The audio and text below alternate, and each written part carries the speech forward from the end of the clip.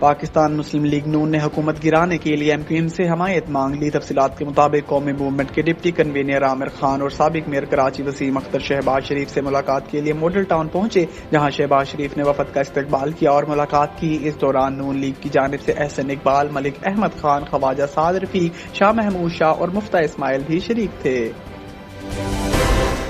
حکومت کی اتحادی جماعتوں Muttahida Qaumi movement M Q M Pakistan اور مسلم لیگ کاف نے اپوزیشن کا ایجنڈا واضح ہونے تک دیکھو اور انتظار کرو کی پالیسی اختیار کرنے پر اتفاق کر لیا۔ تفصیلات کے مطابق ایم کیو ایم کی جانب سے سیاسی جماعتوں کی قیادت سے ملاقاتوں کا سلسلہ جاری ہے۔ گزشتہ روز ایم کیو ایم نے 4 صدام عوامی نیشنل پارٹی کے وفد سے ملاقات کی تھی، جبکہ آج ایم کیو ایم کے وفد نے مسلم لیگ کاف کے سربراہ چودھری شجاعت اور پرویز الہی سے ان کی رہائش گاہ پر اہم ملاقات کی۔